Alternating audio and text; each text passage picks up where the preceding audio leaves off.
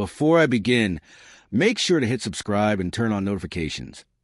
You don't want to miss a story. And after you hear this, I'd love to know what you think in the comments.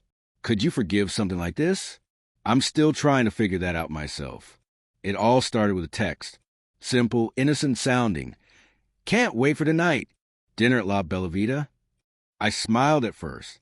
My wife, Jenna, had been busy with work, and I thought maybe she wanted to celebrate a small victory at the office.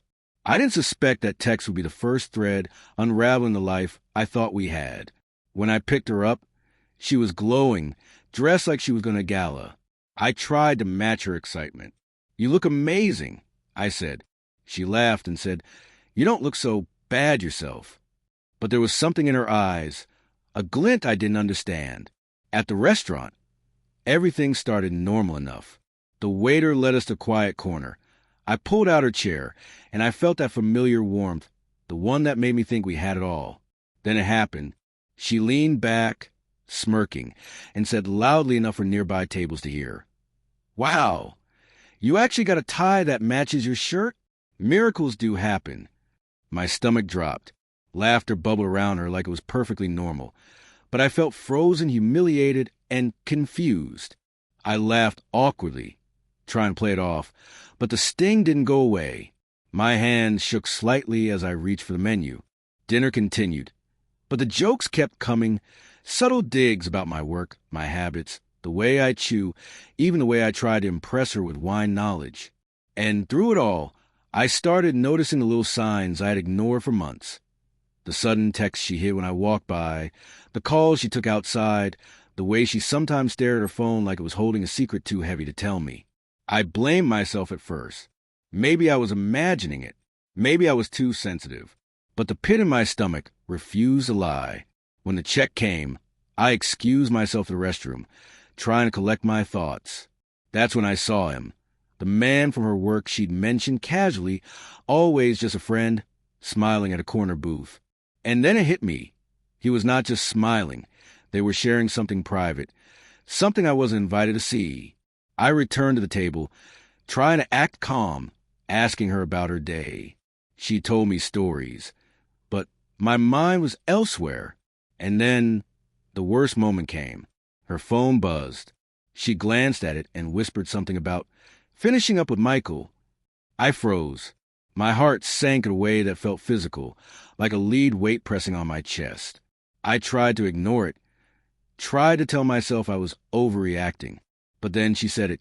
Come on, let's go. We don't want to be late. And without another word to me, she left the table, slipping her hand into his. My mind refused to accept it, replaying the entire evening, every small joke, every laugh that had cut deeper than I realized. I sat there, staring at the empty space where she had been, tasting the bitter mix of humiliation and betrayal. I wanted to shout, to demand an explanation, but no words came. I felt like a ghost in the very life I had built. When I got home, the text began, the one she left behind accidentally, messages between her and him that laid everything bare. At first, I couldn't read them. I stared at the screen, shaking. But I had to know, and each word tore something out of me. Laughter shared over inside jokes, plans made for secret lunches, moments she had chosen him over me, memories I once cherished. The quiet Sunday mornings, her laugh at my terrible coffee, the way she would tuck her hand into mine, turned sour in my mind. Every small act now felt like a lie. Every I love you seemed like a rehearsed phrase that never meant what I thought it did. I called her, not knowing what I would say. She answered, voice warm and casual, almost mocking. I asked if she loved me. She paused, and I heard a faint tension. Of course I do. But life changes, she said and hung up. I realized in that moment that closure wouldn't come from her. It would come from me. I didn't need the explanation to validate the pain. I needed to reclaim myself. I deleted her contact, erased the messages, and let the tears come that night, alone but unbroken in a way. Weeks later, I walked past that restaurant, and I don't feel the same heartbreak. I feel clarity. I feel the quiet strength of someone who loved, lost, and learned. I don't wish her pain. I only wish myself peace. Life doesn't always hand you neat endings, but it gives you choices.